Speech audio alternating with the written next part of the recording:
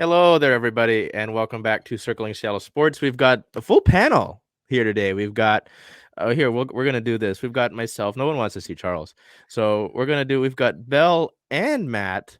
Hello, everybody. Hello. We've got a few Easter eggs in there that they talked about before the show, so we'll let you figure that out, in terms of what's going on down there. But we're gonna do a few things over the next it'll come out, but we've got a few drafts that have taken place over the last few weeks. We have the NFL draft, which we will go over today with the Seahawks, and then recently the WNBA draft, well, somewhat recently, took place. So a big time for both of these teams, two teams that are in very unique situations. I'm not Bell. I'm going to remove that. Very, very unique situations.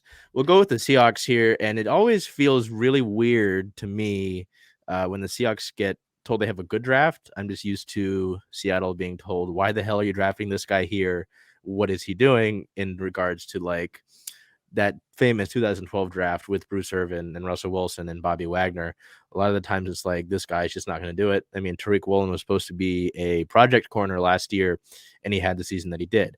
This year, not the case. Obviously, you've got the number 5 overall pick from Denver. Thank you to Russell Wilson.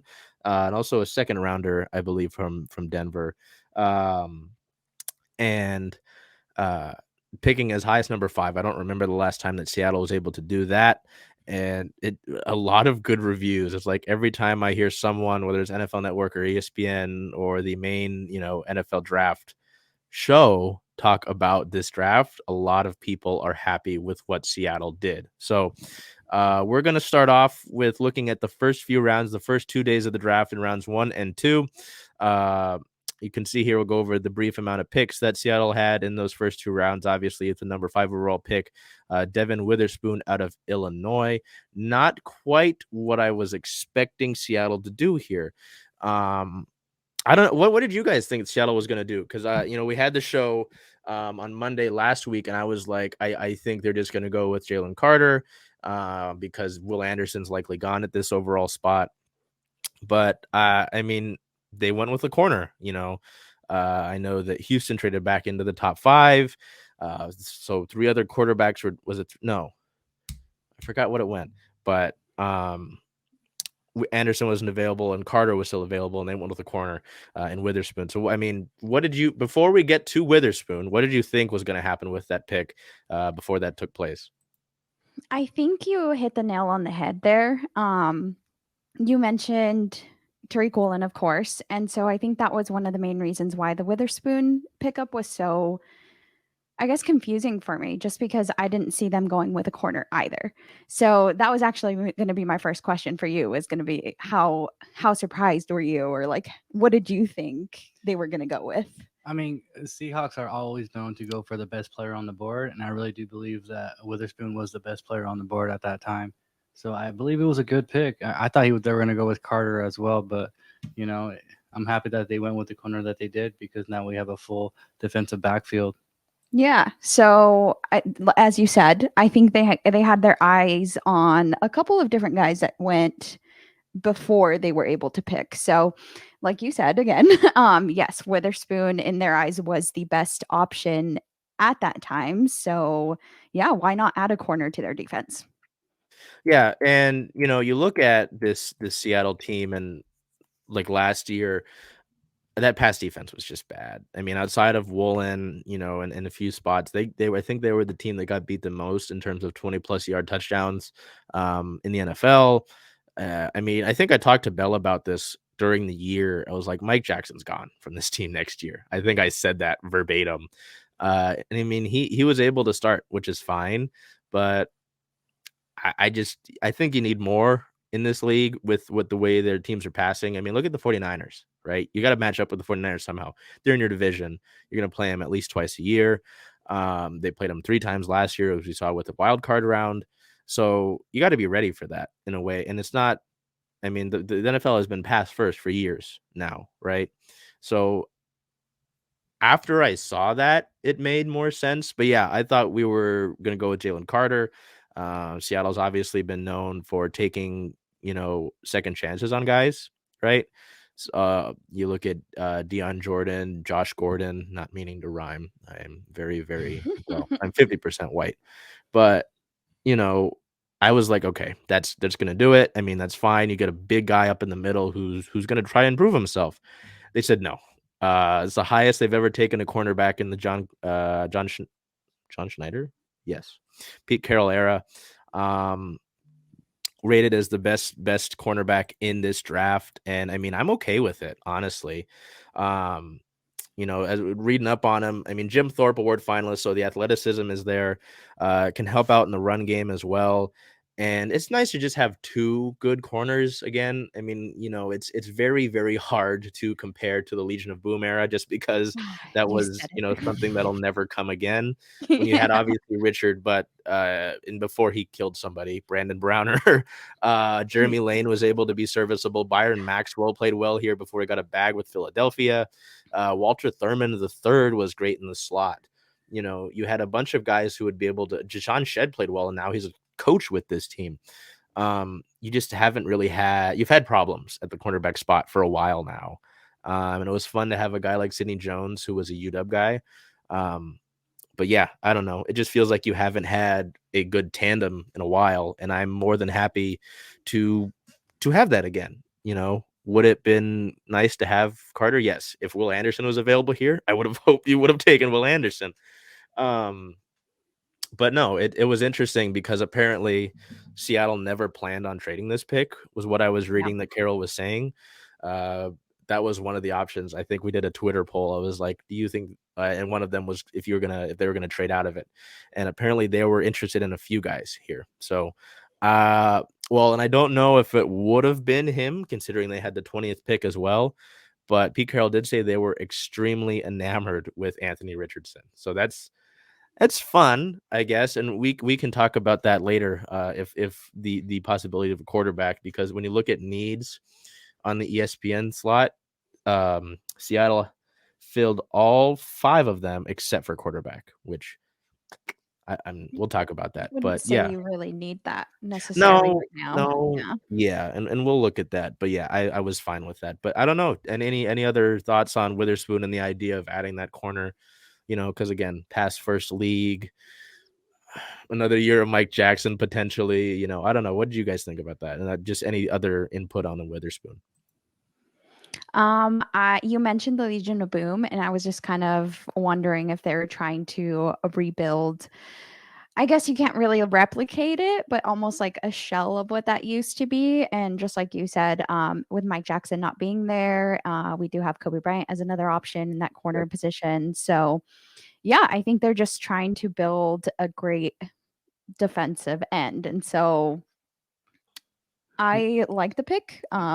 Yeah, most definitely. So I seen them re-signing Drew Lock in the free agency. So I thought the quarterback position was pretty locked in with the combination or duo of the two of them that we have. So seeing that they went defense first was I felt like a need, and knowing Yeah. that they had a 20th pick to potentially get some good offense Which they was did. very promising. Yeah, that's a good point. Yeah.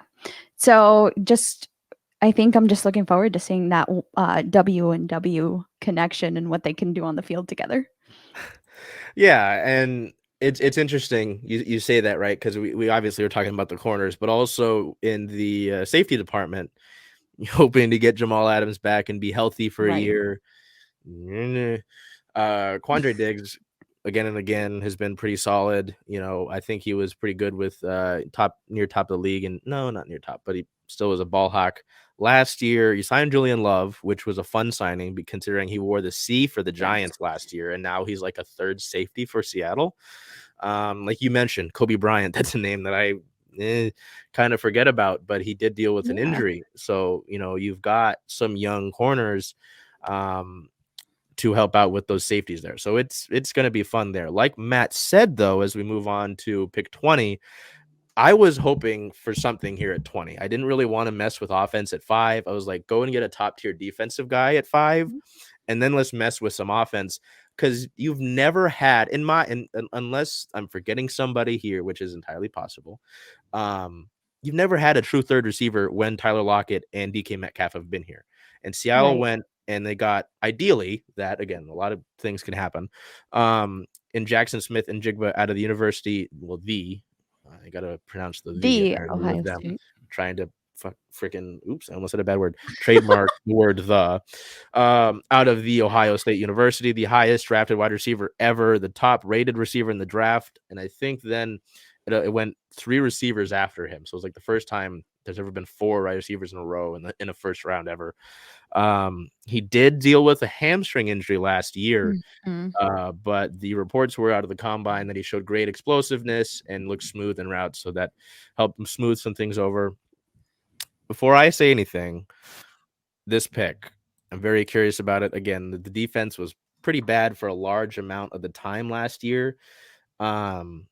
But you go with offense here, and you help that. You give Geno another weapon. You give the Seahawks another guy to put on the field to get maybe DK and Tyler open, or maybe those guys get Smith-Njigba open. So what did you think about the selection here out of Ohio State? I liked it. He was the first wide receiver pick of the draft. Like you said, and he's said that he's good at getting open. So either he gets a DK Metcalf open, Tyler Lockett open, or he's open himself. I definitely like the pick. I think that a third threat was a good idea, considering that we do not have Goodwin anymore this season. So a triple threat for sure is the best. I think Tyler Lockett has had really good numbers, and it's kind of gone under the rug, or it just hasn't been as seen as it should be. But if he can relieve some of that pressure and get some of the touches, yeah, I like the pick. I definitely do think he has an advantage as a rookie with DK Metcalf and Tyler Lockett lining up with him. It's going to open him up a lot because everybody's going to be trying to putting their attention on to the other wide receivers. So a lot of people compare him to CeeDee Lamb, but I like to think of him as a Doug Baldwin in the system. It's exciting to see where he's able to add to the offense. Yeah, it's interesting. You mentioned that. And if you're Shane Waldron, the offensive coordinator, you kind of have a luxury here now, because I think I talked about it with Bell last year, but I thought Marquise Goodwin wasn't bad. That's fine. Yeah. But you really get somebody who's able to line up inside, outside. I think you were alluding to this when you mentioned it. I think a quote immediately after he was drafted was, "I get open," and it's like, hey, Yeah. that's a good thing to have, right? But you get another weapon. I know going into training camp, that was a battle. It was like, who's going to be the third guy? And Marquise Goodwin was a late training camp addition, I believe. And he took that role when he was healthy. You've had other guys. Freddie Swain used to be here. I think was Swain actually with the Packers late. I think he was. I could be wrong. I'll look that up in the background. But, I know they've drafted a few guys last year. Derek Young was there. There's just a bunch of guys that didn't pan out, right? And they go and spend a first round pick on a wideout here. So I mean, he was with Denver. That's who he was with. Never mind. He's with Miami now. Ignore Freddie Swain. But yeah, you haven't had a third guy in a while, to me, it feels like. And obviously it's great to have those two, but then you put him in the slot, or you move Tyler into the slot. Imagine moving DK Metcalf into the slot, right? You can kind of mess around with things now. And it's like, even with Seattle right now, right? We just talked about Devon Witherspoon. You've got Witherspoon and Woolen. Who are you matching up with if someone has a third guy? Not many teams have a third corner like that. If you're going to go man, if you're going to go defense, the guy, as he says, gets open. So, I really like it. I enjoy being able to have that sort of luxury there. I call it a luxury because, again, you haven't really had that to enjoy that third weapon. And then however Seattle chooses to get tight ends involved, whether that is Disley or Noah Fant, maybe Kobe Parkinson, you know what I mean? But definitely some options there, and excited for that going forward, just because, again, it's exciting to me because we really haven't had 3 solid guys in this era of Seahawks football with Pete Carroll.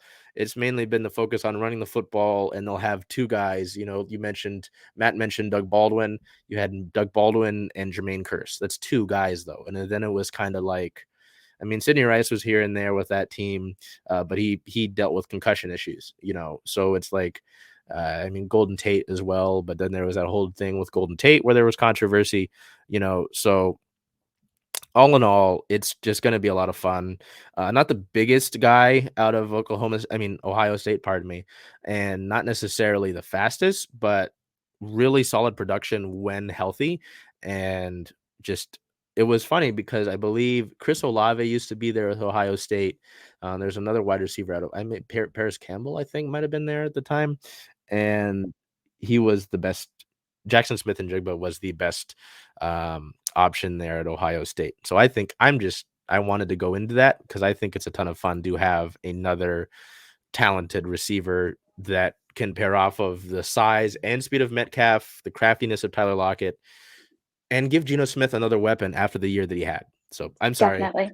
That just got me really excited when I saw that pick. And I was like, hey, you've got someone else to throw the football to. So I don't know if you've got anything else on Smith-Njigba, but I think Well, that'll be you a lot of fun. mentioned, yeah, know. you mentioned putting him in the slot and not being sure exactly where he was going to be, but Seattle did have the last season they were 8th fewest in the NFL for receiving yards in the slot, and Jeez. in 2021, and Jigba on his own had 1,400 receiving yards in the slot. So that's somewhere that he can possibly bring us some yardage. Yeah. Most definitely. I'm very excited to see the matchup that they're going to have between the wide receiver and cornerback in practice. Oh, yeah, that's going to be good. Yeah, so you mentioned that, and I think going back to that first pick, Witherspoon he had more interceptions than he allowed yards. So, yeah, that's going to be a fun matchup. Yeah, competition begins in practice, right? So, yeah, that's a good call. It'll be fun to see those guys push each other, especially getting 2 of those position groups in the first round. So from there, Seattle went, Matt mentioned this guy immediately before we got on here with Derek Hall. So you can see here, we go from round 1 to round 2 here at the 37th overall pick. Seattle went with Derek Hall. They get some more defense here. They get a front 7 guy. Derek Hall was a fun story to hear about. You can see in this photo, he's wearing the C for Auburn. So you've got a leadership role there. Really high rated athleticism wise on the edge. One of the top edge rushers rated by NFL.com. Had a really fun story about, his journey to the NFL and sort of the resiliency there. So that was just kind of a classic Seahawks pick in my mind. It's always like you hear these guys who have really battled adversity. Seattle seems to like that in terms of character. And Lord knows you need some pass rush with this team, right? We saw some things with Darrell Taylor. Uchenna Nwosu had a really good year after coming in free agency from the Chargers, but you just need more. You could always use more pass rush. You look at those Seattle Super Bowl teams, teams that went to the Super Bowl, that is, and they had the Super Bowl 48 team specifically had waves and waves of pass rushers. So obviously we talked about it being a passing league, right? You're going to need guys to get after the quarterback, to disrupt the quarterback, make maybe the defensive back's jobs easier. Derek Hall, what do we think about Derek Hall? Derek with 1 R, that is. I think it's exciting with the addition of Bobby Wagner back to the inside linebacker. I was a little bit more relieved with the linebacker position, and that's one thing I felt like they had a need at. And so seeing them going after an edge rusher like Hall it's just super exciting to me. Seeing a lot of his playback when they were showing it on the draft. It's we need somebody that has that range, the long reach that he does. What about you, Bel? I don't know if I have many thoughts on this. Yeah, I agree with you. Hall ran a 4.55 40-yard dash at the scouting combine and recorded a broad jump of 10 feet and 7 inches. Both of those rank in the top 10% of edge defenders since 2003. So good stats in the combine. Definitely always can use that help. And yeah, I'm excited to see if he takes a starting position. For sure. And hopefully they can improve on the 30th ranked run defense from last year with the addition of Hall. Yeah, that's a good call. I like that you mentioned that because that was what I was going to look at next. Actually, was Hall is somebody that from scouting can help out in the run game as well, and that was something. I talked about the 49ers in terms of pass game too, but in the run game as well. Obviously, McCaffrey, they get Deebo Samuel involved. This is a team that really struggled against the run. And I know that Pete Carroll mentioned wanting to bring Al Woods back, so maybe they bring him back in that spot. And that's also part of the reason why I thought maybe you bring in Jalen Carter to help clog up that inside part of the defensive Yeah. line. So I like that you mentioned that, because that's a problem. Seattle couldn't stop the run. I remember that Germany game, right, in Munich. Oh Tampa God, Bay was one yes. of the worst teams at running the football, and they tore Seattle up on the ground in that game. I mean, you look at down the stretch, that Panthers game they lost, right? Carolina didn't have like a true back at that time because they had traded Christian McCaffrey. I think it was like Donta Foreman. They had like a three-headed, like a running back by committee, and they still ran over Seattle. Think about that Yeah. Raiders game. Josh Jacobs run. All I remember Oh about my that Raiders goodness. game is Josh Jacobs streaking through the Lumen Field For to the win. yeah. So you got to stop the run, right? You got to stop the run. You can't let teams get one-dimensional. And having a guy like Witherspoon and Woolen in that defensive backfield, it's not going to matter if the team just got to run the ball. So I Right. like that you mentioned that, Matt. Thank you. Speaking of running the football, running back. my friend RJ, who is part of Emerald City Hockey, brought it up this year because it's the draft, and it was 1 year ago at the draft. I reacted a little poorly to the Kenneth Walker selection. I was like, "Why are you drafting a running back this highly?" I really was hoping Rashad Penny was going to bounce back, and I mean, he did the year before. And then he got injured again this year. Now he's in Philly. Yeah. Travis Homer's gone. We can look at the Seahawks depth chart at running back. You know, I know DJ Dallas is there, but he's never really sort of solidified his spot. He's always kind of been there. So the Seahawks decide in the second round, they say, hey, we're going to go get a real Pete Carroll kind of guy. And they draft Zach Charbonnet out of UCLA. I'm not trying to rhyme again. I am white. He's a hard physical runner, did transfer for his last 2 years at UCLA, did transfer from Michigan State. Yeah, I was a little bit of it wasn't as bad as last year. There's a whole video of me going high-pitched voice and going, a running back? I am kind of okay with this. I mean, again, you look at this running back roster, the depth chart on the Seahawks website right now just lists DJ Dallas and Kenneth Walker III, in addition to Charbonnet and Kenny McIntosh, I both did of those notice guys that. being drafted. Second team All-American last year, really hard to argue against. First team All Pac-12. The numbers are good. From what I was reading, though, physical guy. So what does that sound like? Physical guy, physical running back, Seattle Seahawks. Of course, that makes sense. But also can catch the football as well. And I really enjoy that. I mean, Kenneth Walker, we saw it a little bit, but a guy that I really enjoyed as a running back to catch the football was CJ Procise. He didn't work out, but I like having, that third option. Well, not necessarily third option, but that check down out of the backfield, or you get somebody involved. One of my favorite plays of all time is Marshawn Lynch catching a wheel route against the Packers in that NFC Championship game. Marshawn didn't catch the ball that often, so it was kind of fun to see him do that. Charbonnet, running back, again, very interesting. There were the big running backs that went early, in Bijan Robinson to Atlanta, which was interesting. And Jahmyr Gibbs out of Alabama to Detroit, which sparked DeAndre Swift, who helped kill my fantasy team. To where did he go? Did he go to Philly? Yeah. So Did he go to Philly? that sparked that trade. So I mean, it makes sense to me to get maybe a more solidified backup to Walker, but I don't know. What do we think? What do we think of Zach Charbonnet? I'm excited for him. I mean, seeing that we added a top wide receiver as our 20th pick, we need a pass blocker out there. We know that Kenneth Walker can't be out there every step of the way, so it's nice to be able to have the addition of somebody who can catch the ball and who can block for our quarterback.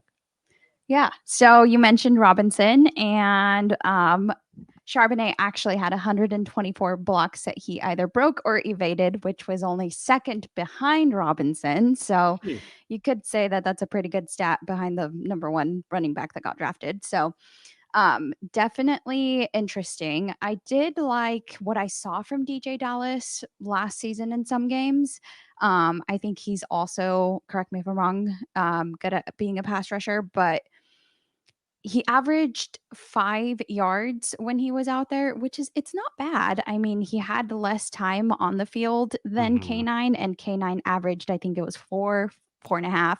So not terrible, but are we looking at Charbonnet as a third option or as a second option behind K9 here?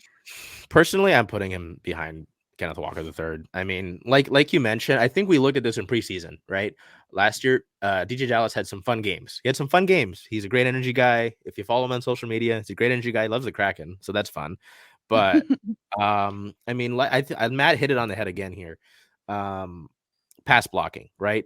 I think you maybe I could be wrong. I'm not too sure on DJ Dallas and pass pro, but Travis Homer was a big guy in pass protection for whatever reason. I don't know why he was good in that, but now he's with I believe it's Chicago. So to be have that option, maybe you get Kenneth Walker on first and second down, and then if Seattle needs to go pass on third, you get Charbonnet out there, get him to be a big meat wall for Geno Smith.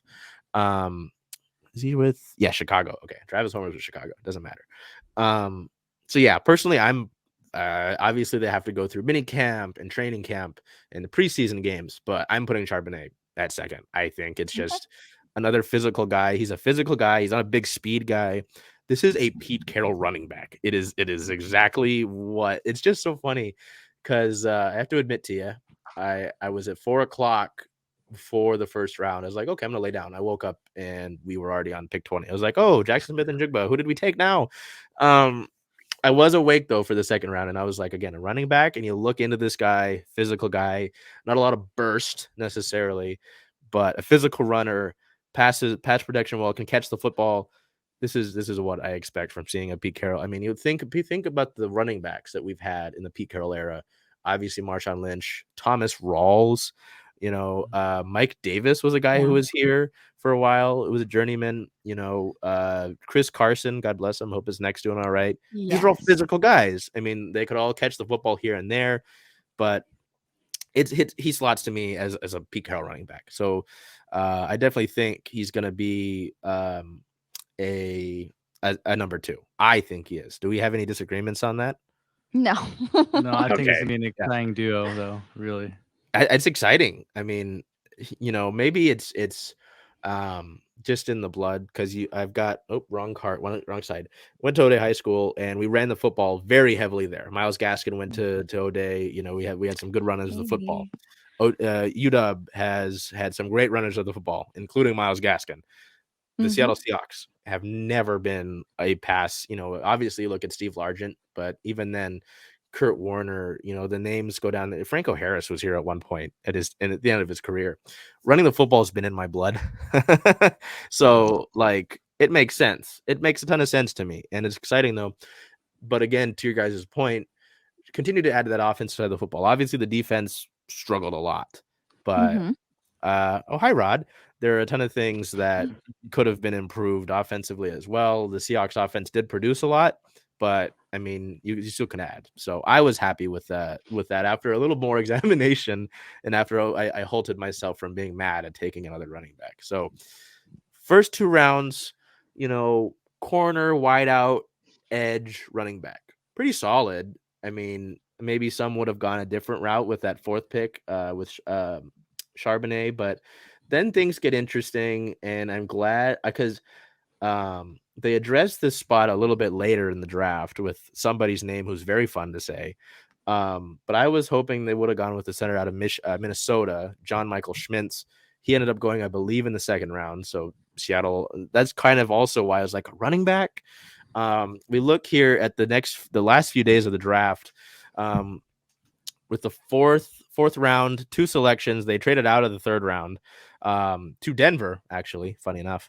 Round 4 pick number 108, offensive lineman Anthony Bradford out of LSU. Round 4 pick 123, defensive tackle Cameron Young out of Mississippi State.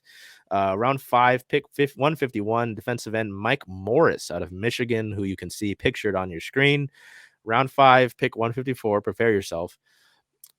Oh gosh, I already forgot how to say his first name. You got it. Aleshagun. Yes, I'm pretty sure that's right. Oluwatimi is his last name. That's more Mhm. helpful. On this week's episode of Circling Seattle Sports on Converge, I called him Oluwatimi, so that's wrong. It's Timmy out of Michigan. And there's your center finally.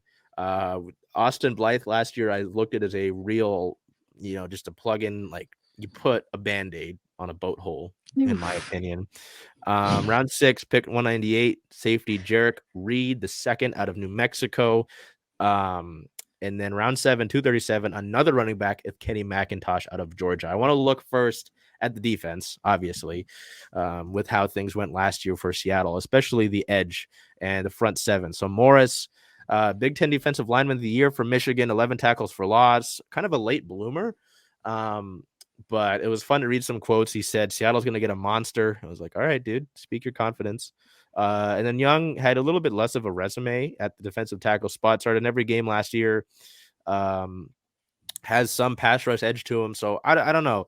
What did anything on Morris or Young and thoughts on that? Because obviously we talked about it at length with Hall and talking about Witherspoon, but specifically Hall with stopping the run.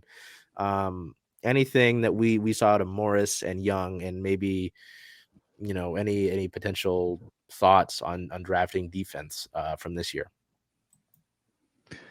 I think in the ranking, we there's definitely something that we needed to work on. So it shows in the picks that we're going after some defensive linemen that can really make changes to our defense this year. And so with these names, it's exciting to see that we're going to have some competition for the starting positions there at the defensive lineman area there on defense. Yeah, and it looks like Morris did battle a high ankle sprain late in the season, but he's fully healthy again. Had 7.5 sacks and 11 tackles for loss in 12 games. Not terrible. I think they were just trying to beef it up there. He is 6'5", 275 pounds, so a big guy. Just trying to, like I said, beef up the defensive end there. And I really do believe Young coming in is coming in as a starter.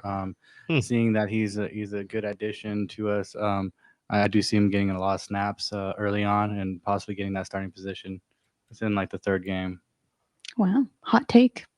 I have to come back to that. No, it's interesting with Young to stick on that. I mean, looking at him, he had some pass rush upside, and if you're able to be a defensive tackle that's not just there to stuff the run, I mean, you're going to get more snaps automatically. So I mean, that helps Matt's point, and we talked about it again at length. You got to be able to rush the quarterback with this Seahawks team. So that certainly helps him out. Morris is an interesting pick to me. That selection actually came from the Steelers. I believe that was when we traded Ahkello Witherspoon away, different Witherspoon.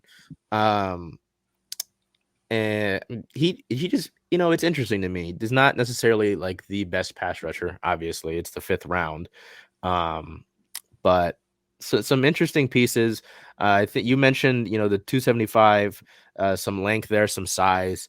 And they already drafted Hall. So it's like, again, though, I don't need him to try and step up and be a starter. There are going to be guys that rotate in. You're going to have drives where you're going to need to have maybe Derek Hall comes out, maybe Nwosu comes out. Okay, bring in Mike Morris, and he's able to make a contribution. So, with the defensive end, I mean, he's going to have, you guys mentioned in practice, right? Witherspoon and Smith-Njigba going after each other. Mike Morris has 2 young tackles in Charles Cross and Abe Lucas to go after. So hopefully that has something to improve upon, and, to kind of move it over with sticking with Morris and sticking with the Michigan thing. Oluwatimi.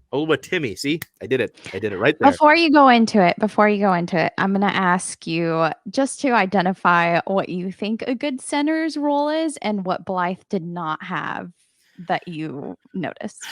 I mean, he just wasn't good in protection. And I don't know, like Seattle hasn't had a good, consistent starter at center, and maybe part of it to me is how the offensive line has struggled so much over the last few years.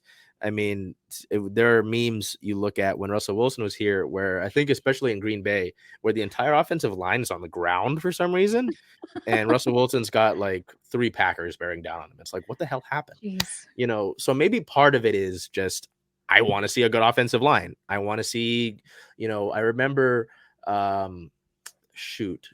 he was with the Packers. He was a guard. And there was a rumor that he was looking for houses on Mercer Island. It's like, oh, he's going to sign with the Seahawks. We're going to get a big name offensive lineman. Then he went to Detroit. And it was like, how the hell did you pick Detroit over Seattle? Seattle just hasn't spent money on the offensive line for a while. I mean, they brought in Gabe Jaxon towards the end of Russell Wilson's career. They traded for Dwayne Brown, but those are older named guys. You haven't spent much capital on a high draft pick. I mean, Damian Lewis a few years ago, he's kind of bounced around on the inside part of the line now. Finally, Charles Cross last year, Abe Lucas. So you've got your bookends at tackle, but you let Gabe Jaxon go. You re-sign Phil Haynes, who split time with Jaxon. And that's where Anthony Bradford in the 4th round comes in. Maybe Seattle has an LSU offensive guard pairing, and Bradford and Lewis. But the center, what do we got? They signed Evan Brown, ironically, from the Lions this offseason. But he had some underlying numbers that were kind of like, maybe he's good. I want a center of the future. I want a guy who can lock in and he'll just be here. Seattle hasn't had that since Max Unger, who they traded for Jimmy Graham. And then that was that whole kerfuffle, right? Where they didn't use Jimmy Graham right until like the last year of his contract, and then he left. So, I mean, Max Unger was the last guy that really was like that. And that was in like what, 2014? Yeah, because we've actually had 11 different players starting at least one game over the past 10 seasons. See what I mean? You see what I mean? You see why I want a good center. Yes. I've been sick of it. He went to that's so funny how, here it goes. They got Unger. Oh, funny. Unger was listed as a guard in the draft, and then Seattle moved him to center. Very interesting. And we did pick up a guard also, didn't we? Yeah, Anthony Bradford, the LSU guy. So, that's Oluwatimi. I looked at him, and it was very interesting because coming out of the draft and this selection, I said it again, Oluwatimi. I'm sorry, Aleshagun. I'll get it right. I promise. Please. 4-year starter. All the draft reports I see about him are he's very sound, very, what have I also liked too in reading about him was that even if he loses his block, he'll come back and recenter himself to prevent leakage. So it's like awareness there. You know how many times, again, this goes back to the bad offensive line. I'll go back and watch Seahawks games, and it's like they're like sitting there looking into space. They're looking into section 214 and they're looking for, the concessions aisle. I'm like, what the hell is happening here? Awareness comes into that as an offensive lineman. So I really just wanted a center of the future. That's kind of all I wanted. And the reports about the value of this round 5 pick of a center were really good. So that's got me excited. Yeah, most definitely. I think the addition with Evan Brown over the free agency was really great to also add Oluwatimi. Yes. Yeah. Okay, cool. Yeah, because it creates depth. And to have Oluwatimi right behind Evan Brown at the beginning, I believe Evan Brown's going to start initially, and then Oluwatimi is going to take over, is to kind of learn from somebody who has been around and been in the game for a while. It is a different game going from college to the professional league, but Oluwatimi only allowed 2 pressures and no sacks last season. So not saying he much practice, but definitely it is a different animal when you're on the big stage. So I understand your point of having kind of that leadership. But yeah, looking forward to, like you said, Charles, having a consistent center, hopefully. Yeah, no, and you talk about leadership though, and you think about the center position.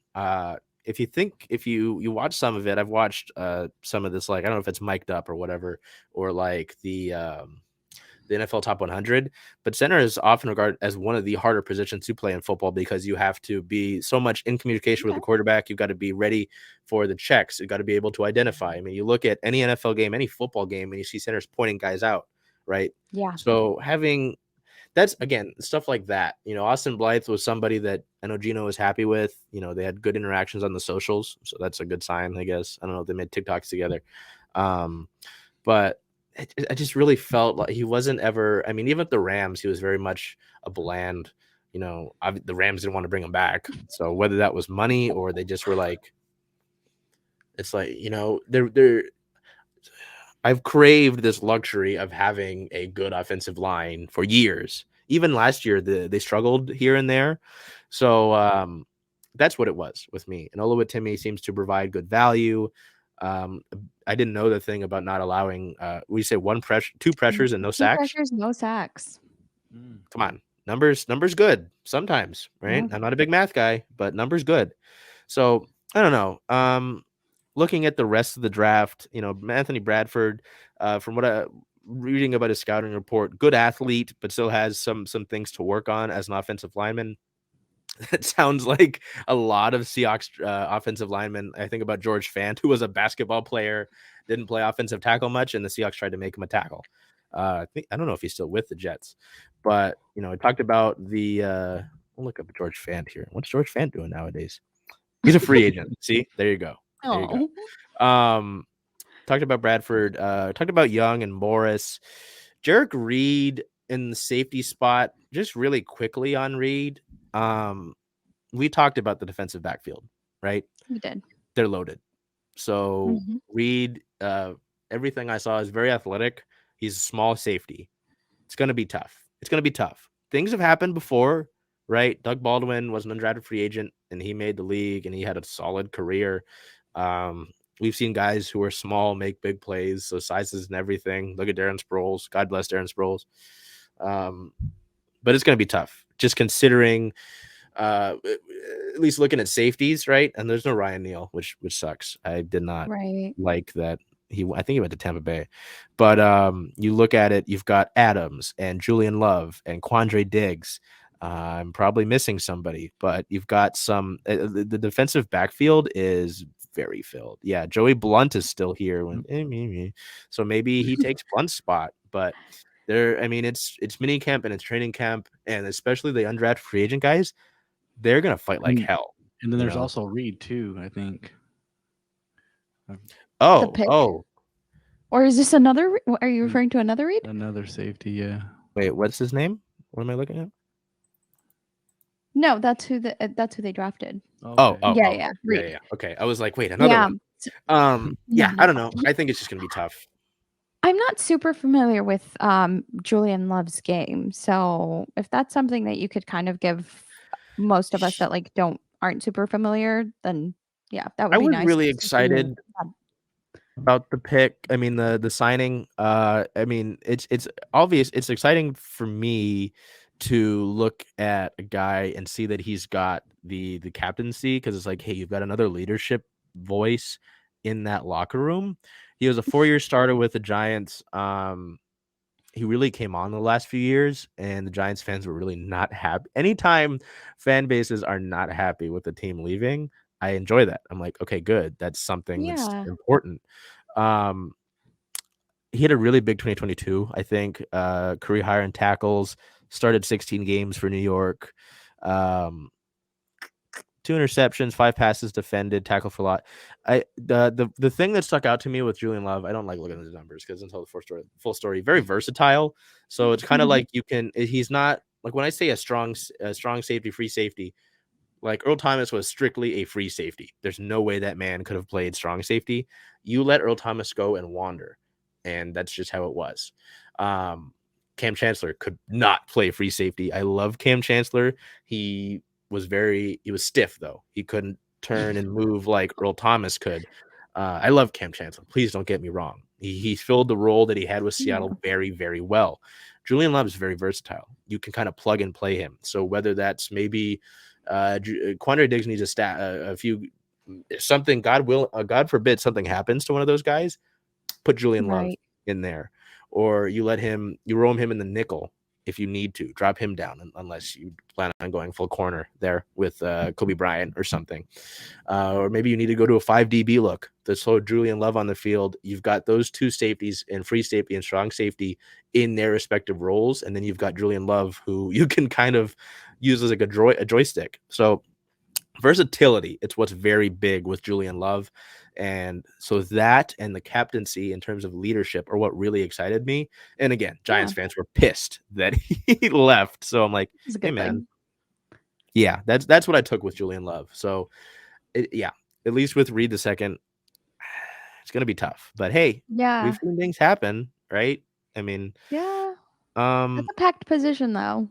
But I mean, hey, we'll take it because I'm all for improving our defense. Yeah, absolutely. And then lastly, with that last pick, you see round 7, 237, Kenny McIntosh out of Georgia, another running back. We talked about it in the backfield. Kenneth Walker, Charbonnet, DJ Dallas. Who else? Right? What's going on? Any thoughts on McIntosh? I don't know if you guys haven't, some other time go and listen to his draft call. It is amazing. He's very emotional. I haven't. He's very excited. Any thoughts before we get to just kind of reviewing the draft? No, I mean, you have 3 players already in that position, so I don't see why you wouldn't add to that just in case. Of course, we never predict injuries, so you want to make sure that you have some options there. Any thoughts on McIntosh? Yeah, definitely with a young backfield like what we have right now, I really do believe that anybody can win the position at the end of the day. Okay. And he's a receiving running back, so it'd be nice to see him kind of get some of those touches and the kind of the receiving running back role. Hard to argue. I mean, we kind of touched on the defense, just in a little summary because we're getting a little long here. On the banner, did Seattle do enough, in your opinion, in this year's draft on the defensive side of the football? Oh, that's rough. I'm gonna go with yes. Yeah, I would definitely say enough to make some change and grow from last year. Yeah, I mean, it's hard to say, hey, they did everything, right? Right. I mean, you've got other needs too on offense, but I mean, outside of maybe Cameron Young does fill that role, but it seems like he's more. There's some things that are questions with him. I'd say so. I mean, again, I talked about the targets, right? ESPN had the targets for this team listed as 4 and 5. DT, QB, wide receiver, and center. So take away the 3 offensive ones, D and defensive tackle. You address that.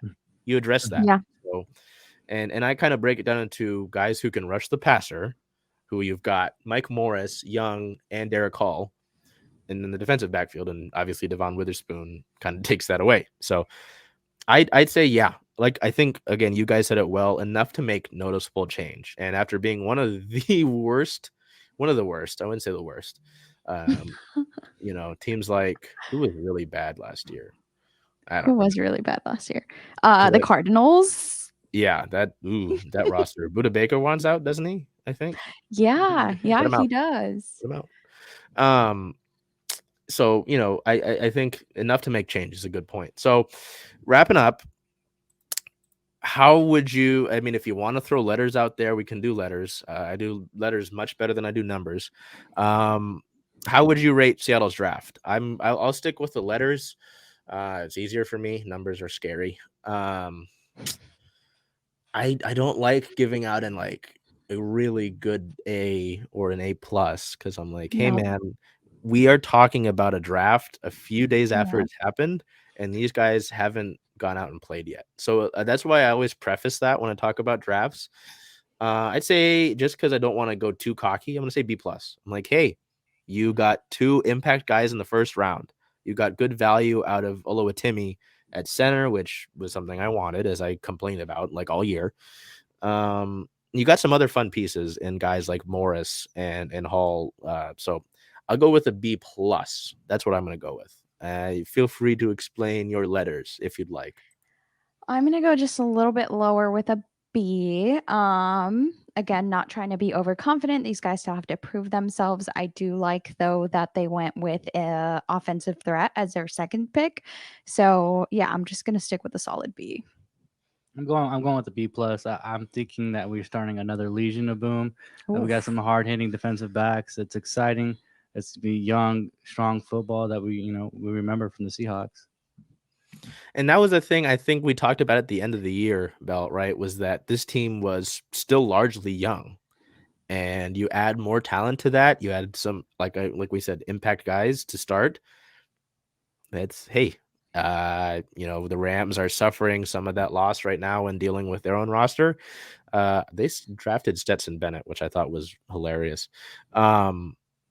But I'd rather be young and have make the playoffs last year after being heavily doubted than sell the team, maybe win a Super Bowl, and then suffer throughout years. I'd like to just build and build throughout the years.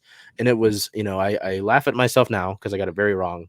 But Pete Carroll and John Schneider at the end of last year said we're retooling, not rebuilding. And they did. They retooled. So Okay. props to them on that.